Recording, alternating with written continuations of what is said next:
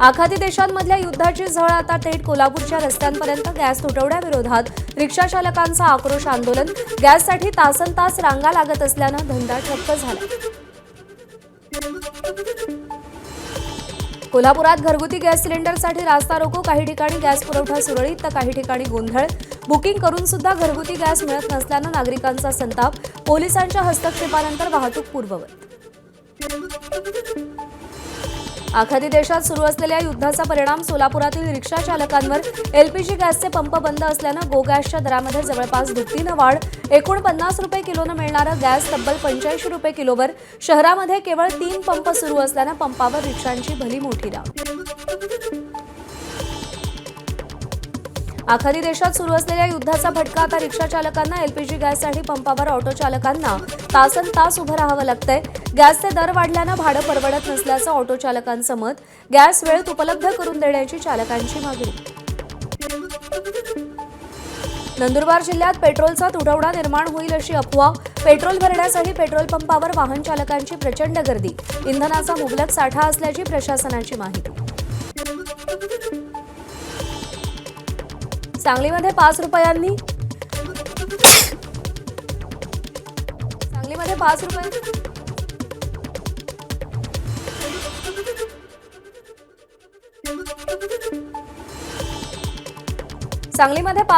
LPG गॅसचे दर वाढले. सांगलीमध्ये एलपीजी गॅस प्रति लिटर 85 रुपयावर. रिक्षा चालकांना मोठा भुर्दंड. अशी दरवाढ राहिली तर भाडेवाढ करण्याचा रिक्षा चालकांचा इशारा. पेट्रोलचा तुटवडा निर्माण होईल. पेट्रोल पंप बंद पडेल अशी नागपूरमध्ये अफवा. भीतीपोटी पेट्रोल पंपावर नागरिकांच्या रांगा. पेट्रोलसाठी तासनतास पंपावर उभं राहावं लागतंय. पेट्रोलचा तुटवडा नसल्याचं प्रशासनानं स्पष्ट केलं. रायगडमध्येही चुलीवरील जेवणावर पर्यटकांचा ताव. गॅसचा तुटवडा असल्यानं हॉटेल चालकांचा चुलीवर स्वयंपाक. उन्हात चुलीवर स्वयंपाक करताना महिलांना मात्र प्रचंड त्रास. परभणीच्या मानवतमध्ये घरगुती गॅससाठी ग्राहकांच्या रांगा.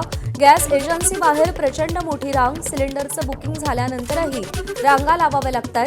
राष्ट्रीय महामार्गालगत वाहनांच्या रांगा लागल्यानं अपघाताची भीती.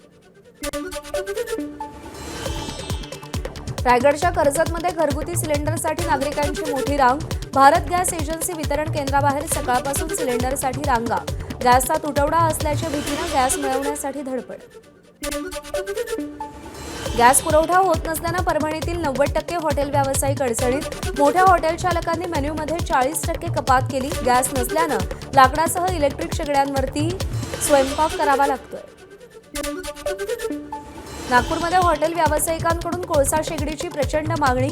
महिन्याला 1-2 शेगड्यांची विक्री होणार होती. आता दिवसाला 10 ते 12 शेगड्यांची विक्री होतीये.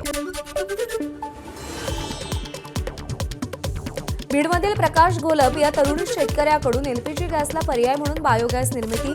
10,000च्या एकरकमी खर्चातून केवळ जनावरांच्या शेणातून आणि पाण्यातून बायोगॅसची निर्मिती. महाविकास आघाडीच्या बैठकीत शरद पवार यांच्याकडून युद्धजन्य परिस्थितीवरून चिंता व्यक्त. युद्धाची भारताला बसत असलेली झळ यावर पंतप्रधानांनी उशिरा भाष्य करणं ही योग्य बाब नसल्याचंही शरद पवारांचं वक्तव्य. लेबनॉनमध्ये पुन्हा इस्रायलचा हल्ला. गॅस स्टेशन परिसरामध्ये इस्रायलनं हवाई हल्ला केला. गॅस स्टेशन परिसराचं मोठं नुकसान.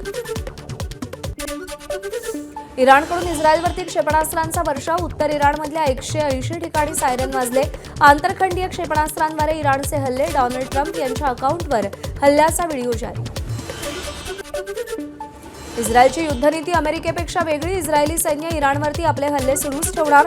युद्धविरामाच्या चर्चा सुरू असताना इस्रायलचे पंतप्रधान नेतन्याहू यांचं विधान. हिजबुल्ला विरुद्धचं युद्धही सुरू राहील असंही वक्तव्य. इराण लेबनॉन सीमेवर संयुक्त राष्ट्रांच्या शांतता मोहिमेच्या मुख्यालयावर हल्ला. शांतता सैनिकांचा सुरक्षित ठिकाणी आश्रय. संयुक्त राष्ट्रांनी तणाव कमी करण्याचं आवाहन. इराणची राजधानी तेहरानमध्ये अमेरिका इस्रायलचे हवाई हल्ले. राजधानी तेहरानच्या अनेक भागांमध्ये स्फोटांचे आवाज. इस्रायली सैन्याचा बैरूतमध्ये हिजबुल्लाच्या ठिकाणांवर हल्ला. बैरूतच्या दक्षिण भागात इराणचे हवाई हल्ले. लोकांना परिसर रिकामा करण्याचा इशारा. अमेरिकन आणि इस्रायली तळावर इराणचा क्षेपणास्त्र हल्ला. कुवेतमधील अली अल सालेम, सौदी अरेबियामधील अल खर्ज आणि संयुक्त अरब अमिरातीमधील अल धाफरामध्ये इराणकडून ड्रोनद्वारे हल्ला. इराणसोबत चर्चा झाल्याचा ट्रम्प यांचा दावा, तर इराणनं आपला अणुकार्यक्रम सोडून देण्यास सहमती दर्शवल्याची ट्रम्प यांची माहिती. तर लष्कराला 20 प्रकल्पांवरचे हल्ले टाळण्यास सांगितले, ट्रम्प यांची माहिती. इराणच्या इलम इथे सरकारच्या समर्थनार्थ निदर्शनं, हजारो लोक रस्त्यावर उतरले. अमेरिका आणि इस्रायलनं केलेल्या हल्ल्यांचा निषेध केला. एबीपी माझा, उघडा डोळे बघा नीट.